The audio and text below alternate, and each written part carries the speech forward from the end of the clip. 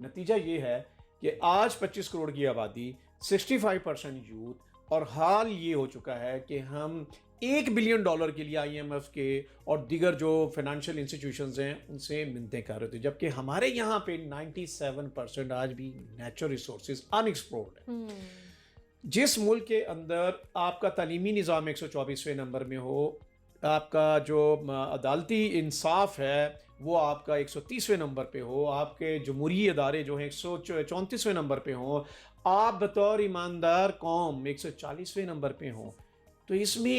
اس ملک کا کوئی قصور نہیں ہے، اس میں ہم ان افراد کا ہے جنہوں نے اس ملک کو بری طریقے سے آپریٹ کیا، اور ہمیں اپنی اس سوچ کو بدلنا ہے، قابلیت کے اوپر فوکس کرنا ہے۔ دیکھیں، تعلیم تربیت کے بغیر جب ہم نے کی، نمبر گیم جب ہم نے دیا، نتیجہ یہ نکلا کہ ہمارا نوجوان تربیت سے آری ہوا۔ آج بدنصیبی یہ ہے کہ ہمارے یہاں کے ہیروز جو ہیں جعلی ارسطو ہیں، جعلی موٹیویشنل سپیکرز ہیں، یا آپ کو لاوا جیسے ہیروز دکھائی دیتے ہیں، یا کوئی انڈین گانوں پہ کسی بچی کا ڈانس جو ہے اس کو تو ملینز کے ویوز ملتے ہیں، لیکن ایک اچھی ریسرچ رپورٹ، ایک اچھی ایجوکیشن سے ریلیٹڈ، ایک اچھی سائنٹیفک ڈیولپمنٹ، انوویشن، ان کی کیوں نہیں آپ کو یہ دکھائی دیتی؟ اس کلچر کو بدلنا جو ہے وہ بہت ضروری ہے۔ سب سے امپورٹنٹ میں آپ کو ایک بات بتاؤں،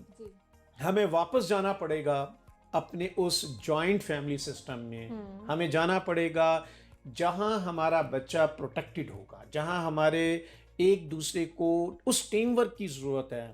یہ تعلیمی نظام